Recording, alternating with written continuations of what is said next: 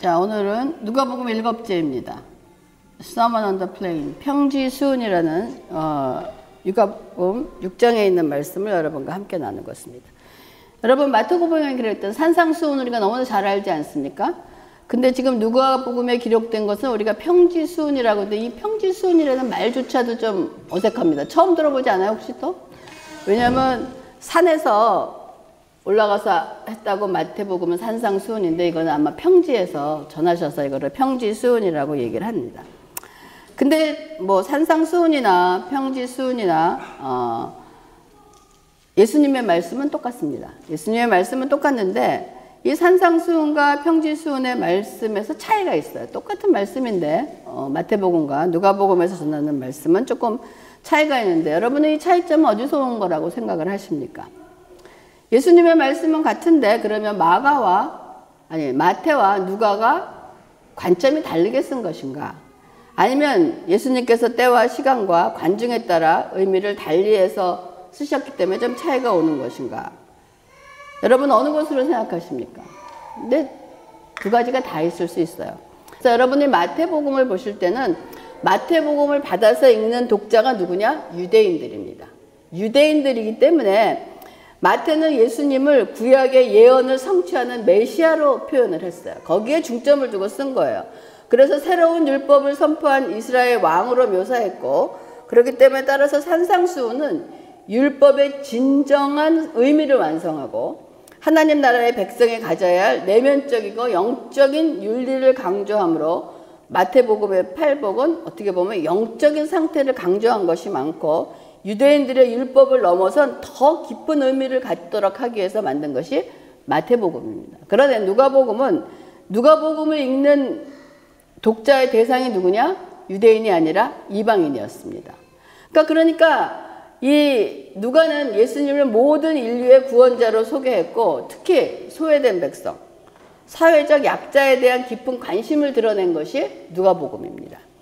따라서 평지수훈은 가난하고 굶주리고 슬퍼하는 이들에게 희망을 주는 메시지를 강조하고 있는 거예요.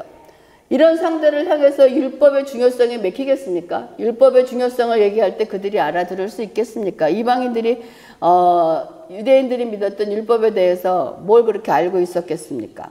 그래서 부유하고 배부른 자에 대한 화를 선포합니다. 죄악을 선포합니다. 그리고 사회적 불평등에 대한 경고를 담고 있으며, 이것이 누가복음 전체의 주제와 일치하고 있다는 것을 여러분이 개념에 두시고 이 누가복음에 대한 얘기를 들을 수 있기를 바라겠습니다. 그래서 우리가 아까도 얘기했듯이 산상수훈 하면 8복입니다. 8가지 복. 근데 누가복음에 나오는 평지복은 4가지 복과 4가지 화가 되어 있어요. 4가지 저주로 말씀이 되어 있단 말이야. 그래서 가난한 자, 줄인 자에 대한 복과 함께 부유한 자, 배부른 자에 대한 경고 메시지가 포함되어 있어서 이렇게 더욱 강렬한 대조를 이루고 있는 것이 누가복음입니다. 그럼 오늘 누가복음을 말하고 있는 예수님의 평지수훈의 말씀을 만나보겠는데, 누가복음 6장의 전체 구조가 어떻게 되어 있냐면, 이제 말씀을 듣고 병 고침을 받은 많은 무리들이 모여 있어. 그 무리들에게 이제 말씀을 전하는데, 예수님은 4가지 복에 대해서 말씀하시고, 그 다음에 4가지 저주에 대해서 말씀하시고, 난 다음에 믿는 자들의 행동 강령을 얘기합니다. 마태복음에도 약간 그런 순서가 되어 있어요. 8복이 확 지나고 난 다음에 니네들이 어떻게 살아야 된다는 말씀이 전해 있는 것처럼 믿는 자들의 행동 강령이 되어 있는데 뭐가 있느냐? 원수를 사랑하라는 거예요. 또 다른 사람을 심판하지 말라. 그 다음에 자신을 돌아보라. 그 다음에 그 나무는 열매로서 안다 해서 나무와 열매의 관계를 얘기하고, 반석 위에, 모래 위에 짓지 말고 반석 위에 지으라는 그러한 말씀으로 구성이 되어 있습니다. 그러면 누가복음에서 말하는 첫 번째 4가지 복은 무엇인가? 우리가 본문에서도 읽었듯이 아까 누가복음 6장 20장에서 23절입니다. 그러면 성경에서 말하는 복에 대한 개념과 의미를 우리가 다시 한번 알아보자는 거예요. 왜냐하면 우리가 복을 추구하는 사람이기 때문에 복이 무엇인지를 알고 복에 대한 올바른 복의 개념으로 정립해서 복을 추구해야 된다라고 얘기합니다. 그래서 성경에서 말하는 복은 구약은 뭘로 써 있습니까? 히브리어. 신약은 헬라어로 써 있는데 그 의미를 다 포함하는데, 이 신약과 구약에서 말하는 복의 측면은 상반되진 않습니다. 같은 맥을 가지고 있는데 구약에서는 히브리 말로 복을 바라크라고 합니다. 바락이라고 그래요. 그래서 이 바라크는 복받은, 축복, 형통, 번영, 하나님의 은총들을 말하며 그 히브리어 어근은 그 바락이라는 그 말의 어근은 뭐냐? 무릎을 꿇다. 축복하다는 그러한 내용입니다. 그렇기 때문에 구약에서 복을 주다는 의미는 하나님께 무릎을 꿇고 경외하며 순종할 때 주어지는 은혜와 은총이라는 의미인 동시에 모든 삶의 영역에 번영도 포함이 되어 있습니다. 그렇기 때문에 우리가 구약을 읽으면 아브라함 자손들에게 임하는 물질적인 축복을 우리가 볼 수 있는 것이 구약입니다. 반면에 신약에서 헬라어로는 마카리오스라고 하는데 이게 복 있는, 행복한, 하나님께 은혜 받은 상태로 외적인 조건과 무관하게 하나님과의 관계 속에서 존재하는 내면의 상태를 말합니다. 그것을 복이라고 그래요. 그렇기 때문에 신약에 와서는 구약처럼 그렇게 물질적인 축복을 많이 받고 물질에 대한 축복이 언급되어 있지 않습니다. 그래서 마태에서 말하는 산상복음에는 뭐라고 되어 있어요? 심령이 가난한 자는 복이 있나니라고 얘기하잖아요. 그리고 누가복음에서는 노골적으로 가난한 자는 복이 있다라고 얘기한단 말이에요. 그렇기 때문에 겉으로 보이는 상황과 관계없이 하나님과의 관계 속에서 존재하는 내면적인 관계에 대해서 복을 강조하고 있다는 것입니다. 그렇기 때문에 하나님의 나라와 통치와 임재가 있다는 사실 자체가 신약은 복이라고 해요. 그렇기 때문에 구약과 신약과의 그 복을 보면 구약에서 약간 한 발자국 더 나아간 복의 개념이 신약의 개념이라고 얘기할 수 있습니다. 그렇기 때문에 결론적으로 성경에서 말하는 복은 단순한 성공이나 물질적인 번영이 아니라는 거예요. 하나님과의 관계 안에서 누리는 생명과 평화의 충만함입니다. 그래서 히브리어적 그 복은 하나님의 언약과 은혜의 뿌리를 두고 헬라어적 복은 하나님 나라의 백성으로 누리는 현재적이고 내면적인 상태에 초점을 둔 것이라는 것이 성경이 말하는 복에 대한 개념입니다. 그렇기 때문에 성경은 지금 어떤 사람, 어떤 상태에 있는 사람이 복되다고 하는 것을 지금 누가복음에서 우리가 알아보는 거예요. 그래서 어떤 사람이 복되냐 그랬더니 누가복음 6장 20절과 20절에 너희 가난한 자는 복이 있나니 하나님 나라가 너희 것이며 줄인 자는 복이 있나니 너희가 배부름을 얻을 것이요 라고 얘기를 하고 있습니다. 여기서 가난한 자나 줄인 자가 복되다고 말하는데 이 가난한 자, 줄인 자가 좀 비슷한 말 같지만은 같은 내용은 아닙니다. 관련은 돼 있지만은 같은 의미가 아니라는 거예요. 그래서 가난한 자라고 말하는 가난은 이 단어는 단순히 그냥 돈이 없는 상태를 넘어서 절대적 빈곤을 의미하는 것이에요. 이렇게 다른 사람의 도움에 의존할 수밖에 없는 처지의 사람들을 얘기하는 거예요. 즉 사회적으로 가장 낮은 계층에 속한 사람들을 가리키는 거예요. 그럼 여러분 지금 우리가 이 현대를 살면서 어느 계층에 있는 사람들인가를 좀 상상이 갈 수 있죠. 그러나 이렇게 무작정 이러한 상황에 있는 가난한 자가 다 복되되는 것이 아닙니다. 그런 사람들이 다 복되되는 것이 아니라 이런 상황 속에서 하나님만을 바라볼 수밖에 없음을 깨닫고 하나님을 의지하는 것을 사람을 복되다고 하는 거지 가난 자체가 복되다라고 얘기하는 것이 아니라는 거예요. 그리고 지금 줄인 자라고 얘기하는 것은 생존을 위협하는 결핍, 배고픔의 의미로서 가난한 자는 경제적 조건, 사회적 약자를 표현한다면 지금 줄인 자는 이 필요의 강도, 절박함을 나타내는. 여러분 좀 차이를 아시겠어요? 가난한 자 그러면 사회적으로 계층이 낮고 이렇게 상태가 가난한 자라고 얘기하는데 줄인 자는 그 가운데서도 지금 절박하다. 지금 당장 먹을 것이 없어서 죽어가는 사람, 어려운 사람들을 지금 얘기하는 것을 얘기하고 있습니다. 그래서 가난한 자에게 주어지는 그 복이 뭐라 그러냐면 하나님 나라라는 거예요. 왜 여러분 가난한 자에게 주어지는 것이 가난한 자는 복이 있나니 하나님의 나라가 저희 것이며 라고 얘기한다는 것은 구원받는 백성이 된다는 거예요.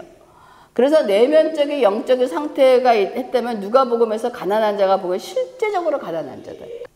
그래서 이러한 상태에서 우리가 심령이 가난해지고 물질적으로 먹을 것이 없어 고난을 당하는 것으로 인하여 우리가 하나님을 찾게 되고 부르짖게 되는 것이 우리에게 복이 돼서 하나님 나라의 백성이 된다는. 그래서 여러분들 이러한 것이 우리 모두에게 적용이 됩니다. 꼭 물질적인 어려움뿐만이 아니고 우리의 삶 속에서 어려움이 있었을 때 그때 복음을 만난 케이스들이 많습니다. 저 또한 어려움을 당해서 그 어려움을 통해서 하나님을 만나게 된 계기가 됐다는 것이, 그런 것을 지금 얘기하는 것이 너희 가난한 자는 복이 있고 지금 줄인 자에게 복이 있다라고 얘기를 합니다. 이 말씀을 좀 더 이해하기 쉬운 게 나타난 것이 이사야서에 있는 말씀, 이사야서 61장 1절에 가난한 자에게 아름다운 소식을 전하게 하려 하심이라 라는 말씀이 선포됩니다. 근데 61장 전에 이사야서 59장에는 사람들이 회개하는 모습으로 그려져 있어요. 그러고 나서 60장과 62장에는 그들이 회개하자 하나님이 베푸시는 축복에 관한 말씀이 선포되어 있습니다. 그러므로 이사야서의 문맥을 바탕으로 해석하면 우리가 지금 보고 있는 누가복음의 본문에서 복을 받은 가난한 사람들은 자신의 죄를 회개하고 자신의 한계를 주님께 고백하고 오직 하나님만이 그들의 필요를 채울 수 있도록 하셔서 하나님만을 의지하는 사람들을 말하는 거예요. 그냥 가난한 사람이 복이 있다라고 얘기하는 것이 아니라는 것을 우리가 알 수 있습니다. 그런데 세상은 가난한 사람들을 짓누르고 억압하기 일쑤입니다. 지금 우리 교회도 제가 알기로는 세 그룹이 지금 예배를 드리고 있습니다. 적어도 하나 미국 교회, 그다음에 우리 히스패닉 교회들이 이제 어디에 제일 인원이 많은 줄 아세요? 히스패닉 처치입니다. 왜냐하면 그들은 지금 우리보다는 또 백인보다는 세상에서 가난한 사람들에서 짓누르고 엇박받고 있습니다. 특히 넌 다큐멘테이션 되어 있는 사람 얼마나 많았어요. 요즘 뭐 큰일 나지 않습니까? 어째 그러기 때문에 이러한 세상에서 낮아진 사람은 영혼도 그러면 가난해질 수밖에 없어요. 정말 피폐해집니다.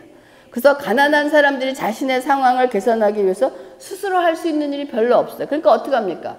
하나님 전에 나와서 울부짖을 수밖에 없는 거. 하나님 이거 어떻게 합니까? 살려주세요 하는 그러한 가난한 마음이 겸손한 마음으로 오직 하나님을 바라보며 의지하고 하나님만이 그들을 도울 수 있다는 믿음이 들어갈 수밖에 없다는 것입니다. 그래서 어떤 이들은 그리스도인들은 부자로 살아야 한다고 말하지만 성경적인 생각은 그렇지 않다는 거예요. 가난은 사람을 불편하게 하지만 죄는 아닙니다. 가난이 죄는 아니라는 거예요.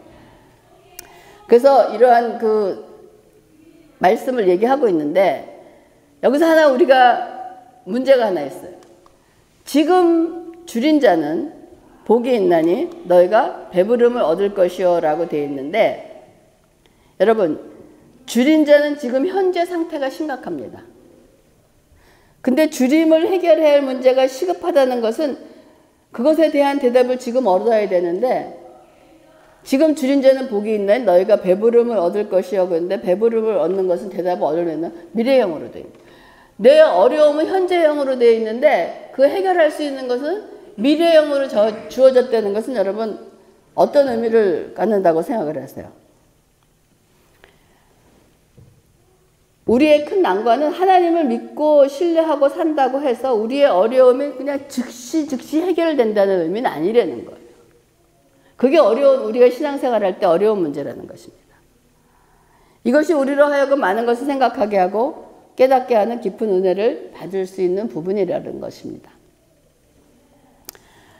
이 말씀은 우리의 어려움과 배고픔과 가난이 현실로 주어졌지만 그 대답이 미래로 주어졌다는 것은 예수님은 우리의 현실을 외면하고 있지 않고 우리의 어려운 고통을 외면하고 모르신다는 것이 아니 알고 계시다는 거예요.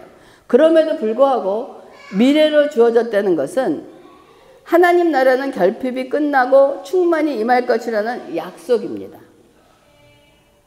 그러므로 지금도 고통과 결핍 속에 있는 자들을 기억하고 위로하신다는 것이기 때문에 이 말씀은 우리의 신앙을 붙들게 하는 어떤 종말론적인 소망을 얘기하는 거예요.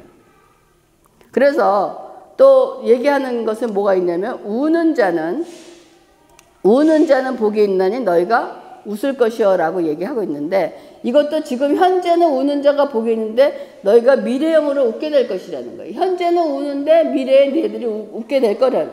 여러분 세상을 살면서 울어야 할 일이 얼마나 많습니까? 이런 모든 상처와 아픔들을 하나님께서 아시고 위로하시고 모든 슬픔을 기쁨으로 반드시 돌려주시겠다는 약속입니다. 그러나 이 땅에서 기쁨으로 돌려받을 수 있는 눈물도 있지만 이 땅에서 기쁨으로 돌려받을 수 없는 기쁨도 눈물도 사실 있다는 거예요. 하지만 영원한 그날에 대해서는 반드시 웃음으로 바꾸는 종말론적인 신앙을 이것이 우리가 신앙생활 할 때 지켜야 될 일인 거예요. 여러분, 지금 줄인 자는 복이 너희가 배부를 것이요 지금 우는 자는 복이 있나니 너희가 웃을 것이며 라는 이 하나님의 말씀이 우리의 삶 속에서 적용될 때 그렇게 단순하게 쉬운 일이 아니라는 것입니다. 그런 것을 겪어나가면서 단단해지고 설명할 때 그 목사님의 그 삶을 보면서 또한 우리가 결국은 이 종말론적인 신앙을 갖고 있다는 것입니다. 그리고 네 번째로 우리가 복 있는 사람은 뭐냐? 사람들이 너희를 미워하고 멀리하고 욕하고 너희 이름을 악하다 하여 버릴 때 너희에게 복이 있다는 것입니다. 이거는 세상 말씀은 예수 믿고 사는 삶은 세상에서 환영받지 못한다는 거예요. 득보다는 현실이 많다는 것이 팩트입니다. 근데 여기서 미워한다는 것은 감정적으로 싫어하고 그냥 아무런 이유 없이 예수 믿는다고 하면 싫다는 거예요. 여러분, 저가 예수 믿기 전에 그냥 예수 믿는 사람은 그냥 싫더라고요. 예수 믿는 데는 그 사람하고 어떤 교제가 있었던 것도 아닌데 그냥 예수 믿는다 그러면 예수쟁이는 그냥 싫어. 왠지 모르지만 그냥 싫은 거야. 어떤 것도 없이. 근데 싫은 것으로도 끝나는 것이 아니라 어떻게 싫어지면 어떡합니까? 멀리하게 되죠. 같은 친구라도 예수 믿는다 그러면 괜히 싫으니까 멀리하게 되고 멀리하게 되면 어떻게 돼요? 멀리한다는 것은 뭐냐? 괜히 차별하게 된다는 거예요. 그러니까 우리가 그런 일을 당한다는 거예요. 그러니까 이유 없이 불이익을 당하기 일쑤라는 것입니다. 그러고 난 다음에 사람들은 세상은 예수 믿는 자를 차별하기 위해서 멀리하면서 지금 욕하기 시작을 합니다.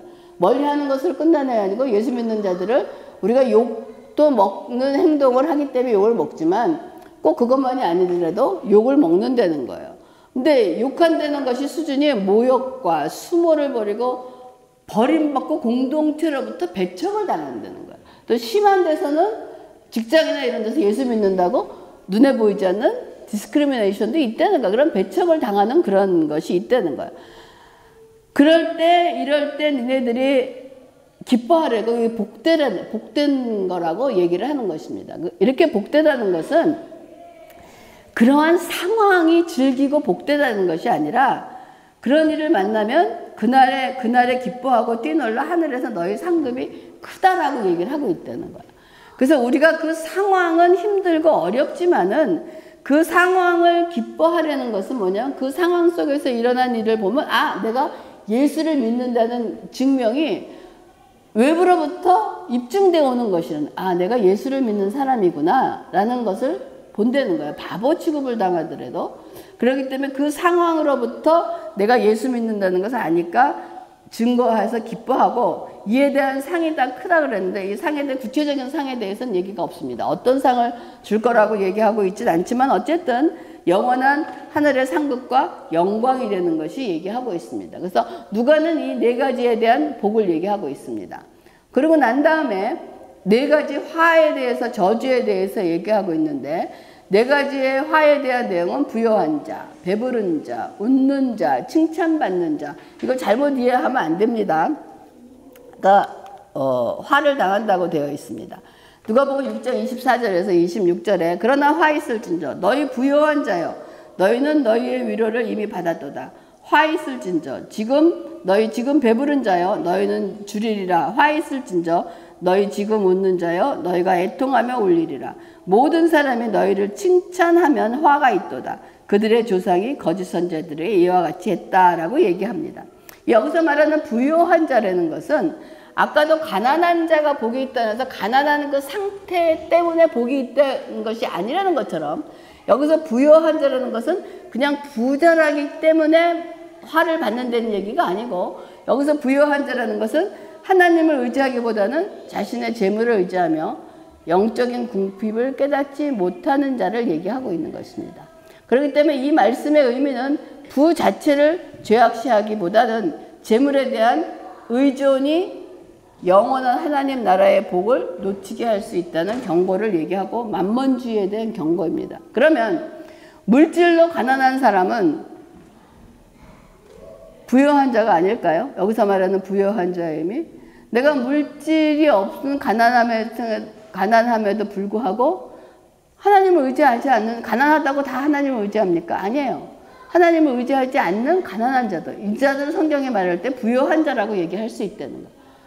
하나님을 의지하지 않고 자신을 의지하는 그러한 부유함을 얘기하고 있다는 것입니다. 그렇기 때문에 세속적인 배부름의 결말은 뭐냐? 주림과 빈곤과 황폐라는 것입니다. 그리고 여기서 배부른 자라고 얘기하는 것은 아까 앞서서는 배고픈 자에게 복이 있다고 말씀하신 것처럼 반대로 지금 배부른 자들에게 화가 있다고 선언을 하는데, 이 사람들은 육체적 만족으로 집중해서 영적인 갈증을 느끼지 못하고 항상 세상의 쾌락과 만족에 빠져 하나님을 찾지 않는 삶을 사는 자를 배부른 자라고 얘기하고 있습니다. 이런 이들이 받을 화는 뭐냐? 애통하며 울 것이라고 성경은 얘기하고 있습니다. 저는 이거를 보면서, 이거를 준비하면서 이 얘기가, 이 결말이 어디에 나와 있는 거냐면 요한계시록에 나와 있어요. 마지막 내 음녀가 어떠한 일을 당할 것이라는 얘기가 이들이 얘기하고 있는 거하고 통하고 있습니다. 그래서 웃는 자는 애통할 것이다 라고 얘기했는데, 그러면 우리가 맨날 웃지 말고 살아야 되는, 얼굴 찡그리고 있어야 돼? 아니래. 여기서 웃는다는 것은 하나님을 떠난 삶에서 오는 헛된 즐거움이나 이런 세상적인 성공에 대한 교만을 의미하는 것, 그런 걸로 인해서 기뻐하고 웃는다는 것을 얘기하고 있습니다. 그래서 현재의 삶이 아무런 문제 없이 즐겁다고 생각하지만 하나님이 없는 삶은 결국은 영원한 통곡과 애통에 이르게 될 것이라고 얘기하는 것입니다. 그리고 또 모든 사람이 칭찬할 때 화가 있다. 모든 사람이 칭찬할 때 화가 있다는 것은 이 세상의 기준과 가치관에 맞춰 살면서 세상 사람들의 인정만을 구하는 삶의 위험성을 경고하는 것입니다. 하나님의 초점에 맞춰 있는 것이 아니라 세상의 관점으로 생각해서 거기에 맞추려고 노력을 하는 사람들을 모든 사람이 칭찬할 때 우리가 화가 있다라고 하면서 이런 사람은 영적인 재앙으로 떨어질 것이라는 것을 얘기하고 있습니다. 그래서 산상수훈과 마찬가지로 평지수훈도 네 가지 복은 하나님 나라의 가치관은 세상의 가치관과 정반대라는 역설적인 진리를 보여주는 것입니다. 예수님은 세상이 외면하고 가난하고 굶주리고 슬퍼하고 핍박받는 자들에게 진정한 복이 있다라고 선언을 한다는 거예요. 즉 제자는 세상의 가치관을 따르지 않고 하나님 나라의 역설적인 복을 붙들고 살아가야 한다는 것입니다. 저와 여러분에게 주는 이 메시지는 이것입니다. 반면에 네 가지 화는 부유함, 배부름, 세상적인 즐거움, 사람들의 칭찬은 겉으로 보기에는 복처럼 보일 수 있지만 이 모든 것에 만족하는 사람은 궁극적으로 하나님 없는 삶의 비극적인 결말을 맞이하게 될 것이라는 것을 얘기하고 있습니다. 그러고 난 다음에 27절 이후부터는 하나님의 나라 백성이 어떻게 살아야 하느냐 하는 것을 구체적으로 보여주는 것인데, 복과 화, 하나님 나라의 백성의 복과 화에 대해서 얘기하는 것은 하나님 나라의 백성의 신분을 얘기한다면, 지금 27절부터 49절까지 얘기하면 백성이 마땅히 살아야 할 삶의 방식을 가르쳐주고 있는 것입니다. 그래서 그 행동 지침은 뭐라고 얘기하고 있냐면 원수를 사랑하라는 것이에요. 근데 이거 어렵습니다. 원수를 사랑하고 미워하는 자를 잘 대접하고 저주하는 자를 위해서 축복하고 모욕하는 자를 위해서 기도하라는 거예요. 이거 전부 다 쉬운 일 아무것도 없습니다. 사실 어렵습니다. 이거는 유대교의 율법에 뭐로 되어 있어요? 눈에는 눈. 이것이 우리에게 좀 직성에 맞지 않습니까? 나를 미워했어? 그럼 너도 한대. 이게 우리에게 맞는 것인데 이것을 뛰어넘는 어떤 혁신적인 가르침이 주는 거예요. 이 가르침의 실천은 저는 사실 어렵습니다. 원수를 어떻게 사랑해야 되고 미워하는 자를 어떻게 더 잘 대해야 되고 저주하는 자를 축복하고 모욕하는 자를 위해서 기도 어떻게 할 것인가. 그래서 제가 붙잡고 있는 말씀은 로마서 12장 말씀입니다. 내 사랑하는 자들아, 너희가 친히 원수를 갚지 말고 하나님의 진노하심에 맡기라 기록되어 있다. 네가 하고 싶지만은 참으라는 거예요. 너가 하는 것보다는 너의 그 진노하신 그거를 하나님께 맡기라는 거예요. 원수 갚는 것이 하나님께 있으니 하나님께서 갚으리라고 주께서 말씀하십니다. 내 원수가 줄이거든 먹이라는 거예요. 목마르거든 마시게 하라는 거예요. 그럴 때 이게 힘들지 않습니까? 근데 힘들 때 주고 목마르게 할 때 마시게 할 때 이 행동이 내가 겉으로 보기에는 어려운 행동이지만 이 행동이 뭐냐? 그 원수의 머리에 뭐가 나냐면 내가 숯불을 그 머리에 쌓아놓는다. 그러니까 겉으로 보기에는 내가 힘들고 어려운 일이지만 그 일을 하는 행위가 하나님 앞에는 뭐냐? 그 내가 미워하고 원수 갚는 자에게 선행을 베풀 때 그 머리에 그 원수의 머리에 숯불이 쌓여진다는 거예요. 그 숯불이 쌓여지면 그 숯불의 그 진노가 누구에게 임합니까? 그에게 임한다는 거예요. 그렇기 때문에 하나님이 악에게 지지 말고 선으로 악을 이기라 하는 말씀이 어려운 말씀이지만은 이 말씀을 붙잡고 그 일을 실행하려고 노력을 합니다. 그래서 여러분도 여러분 주위에 힘들고 어려운 일일 때 직접 하지 말라는 거예요. 속상하지만 목마르다 그러면 주라는 거예요. 근데 주는 것이 그 사람에게는 내가 볼 때는 져 보이는 것 같지만 그 사람 머리에 뭐냐? 숯불을 지금 쌓아놓고 있다는 거 한번 상상해 보세요. 그러면 조금 우리의 그 힘든 마음이 조금 해결이 될 거라고 봅니다. 그리고 보상 없는 너그러움을 베풀려는 거예요. 예수님은 뭐예요? 오른뺨을 때리면 왼뺨을 내밀라. 오리를 가자 그러면 십리를 가라. 이거 뭐 바보 같잖아. 근데 그걸 얘기하는 것은 소극적인 태도가 아니라 세상의 개선법을 초월하는 방법입니다. 적극적으로 너그러움을 보여주려는 거예요. 이 너그러움의 기준이 내 이웃을 사랑하라는 율법을 넘어서 우리가 내 원수를 사랑하는 새로운 계명에 기초하는 것으로 이것은 예수님은 율법의 완성자라는 것을 보여주신다는 거예요. 이건 같은 맥입니다. 보상 없는 너그러움을 베풀려는 거예요. 그리고 긍휼과 용서도 베풀려는 것입니다. 같은 맥입니다. 그리고 우리의 삶의 열매와 기초를 여러분 열매로 그 나무가 열매로 알 수 있듯이 사람도 그의 마음에서 나오는 말과 행동으로 알 수 있다는 거예요. 그래서 모든 가르침을 실천하기 위해서는 어디에? 반석 위에 집을 지으라는 거예요. 모래 위에 짓지 말고 반석 위에 지으라는 그러한 말씀을 우리에게 주시는 말씀입니다. 그래서 네 가지 복과 화에 대한 말씀, 즉 네 가지 말씀은 네 가지 복은 하나님의 복을 받는 자의 상태를 얘기합니다. 네 가지 화는 복받은 자가 추구하지 말아야 할 삶의 방식을 얘기하는 것입니다. 그러므로 두 가지 모두 우리에게는 어렵습니다. 우리가 네 가지 복을 실천하는 것도 어렵고 네 가지 화를 받으면서 그렇게 하지 말아야 하는 것도 사실은 어렵습니다. 그래서 우리의 고백이 뭡니까? 오직 하나님의 은혜만이 오직 하나님만이 하실 수 있다는 고백이 우리의 고백입니다. 그래서 우리는 그 고백을 통해서 우리가 결국은 복받은 자들이라는 것을 우리가 고백하고 하나님께 감사할 수 있기를 저와 여러분 그런 복된 자 되기를 주님의 이름으로 축원합니다. 기도하겠습니다.